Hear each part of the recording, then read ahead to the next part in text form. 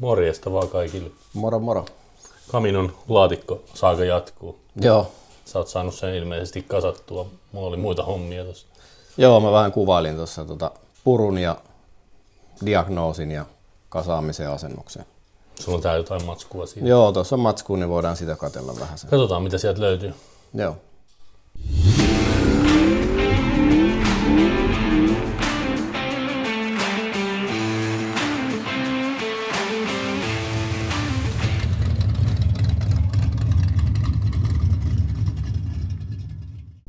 Tue Cruising Nightin toimintaa ostamalla kannatustuotteet verkkokaupastamme. Yhteistyössä myös V8 Only. Power to the people. Sä oot kauhean nopea liikkeessä. Se on niinku ihan hirveetä vauhtia. Joo. Tosi aluksi ihan peruspurkaminen siitä, että venttiilikoneisto pois. Ja siinä ei näkynyt mitään niin kuin ulkoisia vikoja tai sellaisia. Kauhean näppärä toi sun telliikin tuolla, koska siinä edellisessä videossa, mitä katsoitte, me jätin Jarikaan lattia pokana siellä. Joo, mä sitä editoin kauhulla, kattelin, että jätkä selkä kipeänä siihen vääntää lattialla laatikkoa. Joo, se on helvetin painava se 4L80. No se on joo, kun tääkin painaa. Jep. Joo, tommonen teline olisi ollut kyllä kiva. Joo, mä tein tommosen, niin siihen saa nyt sitten laatikoja pystyy pyörittämään. Mut joo, siitä lähtee toi venttiilikoneisto pois. Ja tosiaan oirehan tässä oli se, että kolmonen ei mennyt tupaan lämpimänä. Et se vedätti pitkään kierroksille ja sitten vaihtui kolmosvaihe vasta. Niin mä heitin ensimmäisenä, kun mä sain venttiilikoneiston pois, niin testasin direct-pakkaa tuossa paineilmalla, että vuotaako se jotenkin. Kyllä se niinku tuntuu, että se lonksuu ihan ok.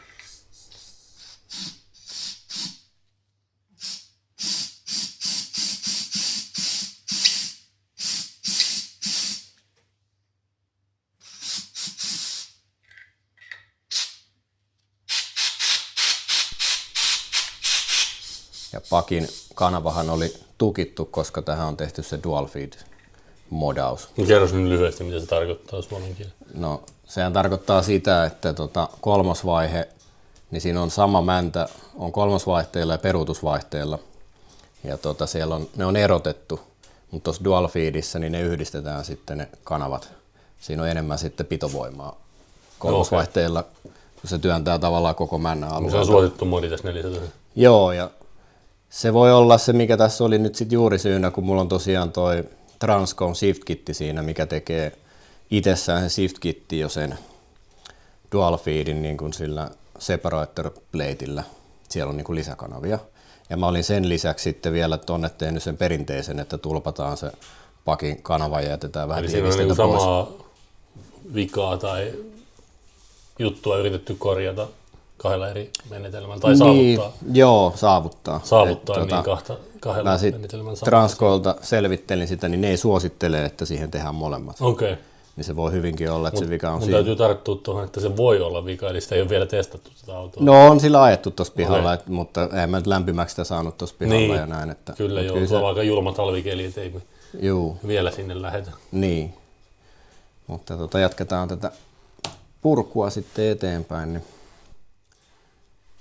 otetaan takinmaisen pannan männät pois ja pumppu pois. Ja sitten nuo kaikki inhottavat klipsit sieltä lootasta. Ja sitten toi panta, mikä Jarilla oli huono, niin tämähän on uusi, kun mä laitoin tähän niin kuin Master Kitin joku. Niin, silloin kun se teit tuon. Niin. Joo. Niin. No tuossa näkyy nyt toi tulppa, mikä on tuossa center supportissa siinä peruutuskanavassa. Ja tuossa näkyy se puuttuva rengas tosta sitten. Ja sitäkin testailin ennen kuin avasin sen, niin ihan hyvin toimi. Et mitään tiivisteitä ei ollut rikki ja kaikki levyt oli ihan kuin uusia. Eihän niillä paljon ole ajettukaan. Sieltä ei mitään muuta vikaa sitten löytynyt?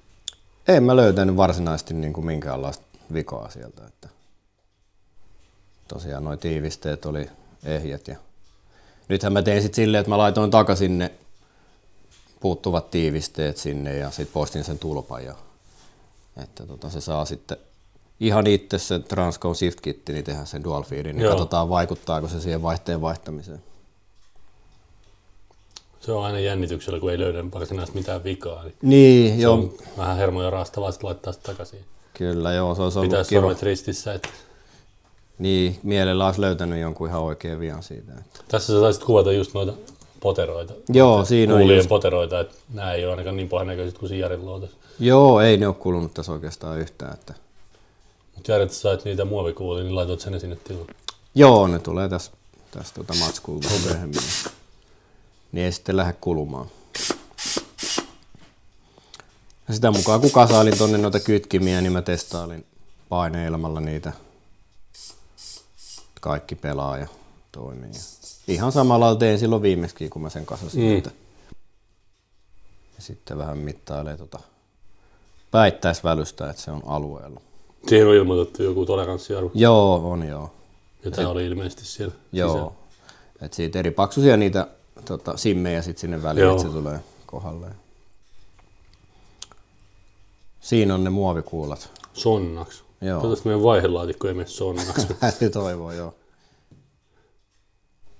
Siellähän ne on muovikuulat sitten paikalla. Ja loota kasassa.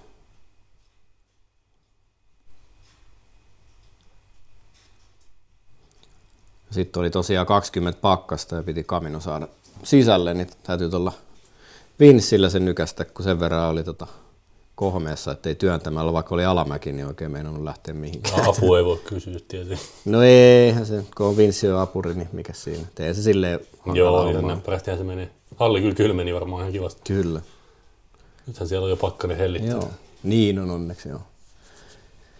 Sitten toi turbiinihan tuli nyt toi uusi, niin siinähän olikin isommat noin kiinnityspultin reijät kuin vanhassa. Okei. Niin siis isommat pultit? Joo, niin, siihen meni, mä laitoin 10 millin pultit, nyt siihen vanha oli 8. Okei, eli toi piti vaan porata isommaksi. No porasin noin isommaksi, joo. No niin päähän se on helpompi. Joo. Itse asiassa taisi olla peräti 12 millinen toi uusi. Joo. Ja 10 vanha, joo. No joka tapauksessa oli pykälää isompi, niin joo. Mä irrotin ton vetolevyn sitten tuolta moottorista ja sen avulla sitten pistin sen ton pöydälle. Milles pulteilla sä sen kasasit ihan? Ihan normipulteilla laitoin ja lukitteet väliin. Joo. Ja tietysti etäisyys tuolta vaihteistosta, niin siellä pitää olla välystä, että se ei ole ihan pohjassa. Niin. Sitten sopiva paksut prikat siihen väliin. Että niin sillähän simmasit sen. Joo. Kyllä. Sitten laatikko alle vaan. Mä en tätä ihan kauheasti kuvannut tätä asentamista. Ihan ymmärrettävästi syystä. Ihan perusäheltämistähän se oli. Että joo. Turbiini paikalleen ja muistin jopa tuon jatkopalikan tuohon turbiinin päähän laittaa heti ekalla kerralla. Se on muuten hyvä huomio, että se kun jää sieltä. Niin... Joo, sit se alkaa alusta. Jep. Toi on kyllä kätevä toi tunkki. Sillä sai just hyvin oikeaan asentoon. Joo.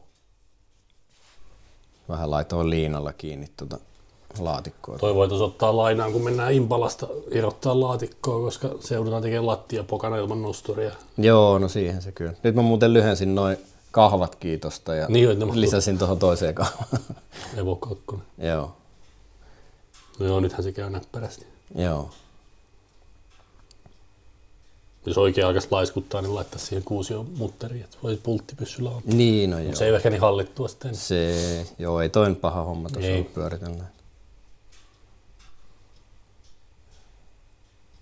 Sinnehän se meni.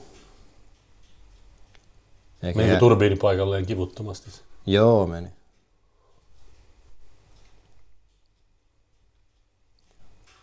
Eikä jäänyt yhtään sähköjohtoakaan tonne. Likistyksiin. Niin. Sen verran oppinut tähän mennessä. Kyllä tossa sitten yksi pieni semmonen Mosavirhe käy. Pieni joo, katsotaan kohta kun tulee käynnistyksen jälkeen. Niin. Paljon sinne öljyä kyllä menee, onko se 9 litraa? 9 litraa? Joo. No se on ihan vakiokokoinen pohja sulle. On joo. No tietysti turbiini kun on vähän pienempi, niin sinne menee vähän vähemmän kuin vakio. Sitten ollaankin jo vähän et ikinä sorvannut auki sitä turbiini? En ole vielä, ehkä jossain vaiheessa voisi. Pykälä sisään. Pyörii. Joo, tässä on vielä ihan hyvin kaikki. Tässä menee kaikki hyvin vielä. Sitten ollaankin jo vähän Sitten on öljyämpäri alla. öljyt lattialle. Ja kun muistat, kun purettiin, niin mä vedin tuolla mattopuukolla poikki ne letkut niin, sieltä. Joo, no, mä vaihoin, kato sitten uudet siihen. Otin tuolta hyllystä mielestäni uutta letkua ja oli ihan niin kuin puhasta, ei mitään. Ja leikkasin pätkää ja laitoin kiinni. Niin se ei ollutkaan uusi. ei, mä olin näköjään työntänyt sen joskus johonkin letkunippaan ja sehän ei lähde pois sieltä, jos se on oikein sopivan kokoinen, niin kunnolla, kun siinä on ne pykälät. Jep. Niin mä oon leikannut sen halki sen pään. Niin, että se lähtee sieltä. Niin, ja mä en huomannut, kun mä tein sen pätkän, otin vaan siitä kerästä päästä pätkän. Niin se olikin halki tuolta päästä, niin sehän työnti sitten, onko se nyt 4 paaria toi kiertopaine. Niin Huomasitko kuinka nopeasti? no siinä, kun just kokeilin, että se liikkuu ja sitten kävelin toiselle puolelle autoa ja rupesin katsoa, että sieltä lentää öljyä ihan hulluna. No niin, varmaan se 3-4 litraa saattoi tulla pihalle. No tässä selvittiin pienen säikähyksellä. Niin, no mä nyt ajattelin jo heti, että siellä on joku vika siellä, että kauhean paine tuli sinne tai jotain, että se on hajottanut, mutta se oli vaan toi letku alun alkaen, niin leikattu halki tuosta päästä. Joo. Tämä kuva myös kertoo aika hyvin, mitä on vaihelaatikkoremontin arkipäivänä käsistä päällä. Joo, kyllä, vaikka mä siis käytännössä joudun pitää koko ajan hanskoja, kun mulla on kädet niin arat noille öljylle, että halkeilee mutta muuta. se on sellaista kamaa, että se kyllä tulee hanskoista läpi. Niin, se käytä kumihanskoja. Niin. Se on just näin. Mutta mä laitoin sitten sinne vielä uuden letkun pätkän ja lisää öljyä, nyt se pitää kyllä. Joo. Ei mitään. Silleen. Käyttäkää hanskoja. Käyttäkää, joo. No, siellähän se käy joku. Joo, pikkasen tossa pihassa. Sillä ajoin. Mutta kolmosta et päässyt vielä tarjoamaan. Pääs. No. Siinähän se pysyy paikallaan. Niin joo, kesärenkaat. päälle. Siinä sutikat.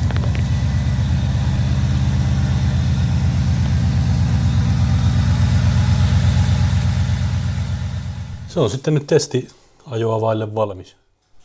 Joo, seuraavassa jaksossahan sitten pääsee todennäköisesti testaamaan. Ja niihin liittyy vähän noin pyörät tuolta takana. Kesään vielä pitkä aika, että me kokeillaan näitä sitten ilmeisesti jossain. Niin, meillä on semmoinen jääratapäivä tulossa. Siellä on hyviä juttuja tulossa. Meillä on varmaan muutama jenkki siellä ja ehkä jotain muitakin autoja. Joo. Ja nämä tulee sitten niinku Camino alle. Camino alle, joo. Jännä nähdä, miten ne kestää. Että ne on M6 pulteilla tehty isot korinalusprikaton ja sitten sinne tulee sellainen kumi tonne sisälle, että sisärengas ei ota sitten eli sinne tulee sisärengas. Joo, sisärenkaat tulee ja sellainen suoja. Ja niin katsotaan. Montako pulttia sulla on yhden? 100 per rengas suurin piirtein. Ja sä oot 400 reikää porannut. Ja... Joo, siinä on pikkainen homma meinaa. Jep. Että parempi tilata se kanava, että juuri näin. Saadaan jotain hyötyä tuosta porailusta. Joo. Mutta hauskaa se tulee varmasti olemaan. Joo. Toivotaan, että on hyvä sää ja sellainen puhas jää. Nyt se lupas vähän lunta, mutta ei sekä haittaa, jos saadaan ratavaa aurattua. Niinpä, joo. Ja sitten miten noi puree, niin en tiedä, että eturenkaat on niinku all-terraineihin tehty ja noi takarenkaathan on ihan Nankangin noi kesärenkaat. Niin, se on aika tarkka siitä halkasiasta, koska matalempi ei kauheasti mahu, ettei pohja raavi maata ja korkeampi ei sitten mahu pyöriin tuo pyöräkotelossa. Sepä se joo. Mutta se selvinnee varmaan. Joo. Mutta siinä on paljon muuttuja, että päästäänkö me jäälle, mutta laittakaa se kanava tilaukseen, niin ette ainakaan missaa sitä seuraavaa jaksoa, koska siitä tulee varmasti hyvä setti. Siinä on vähän enemmän meidän tiimin porukkaa sitten mukana ja pientä kisailuakin pitäisi olla. Toivottavasti. Joo. Nähdään sitten niissä melkein seuraavassa jaksossa. Yes. Se on moro. Moro.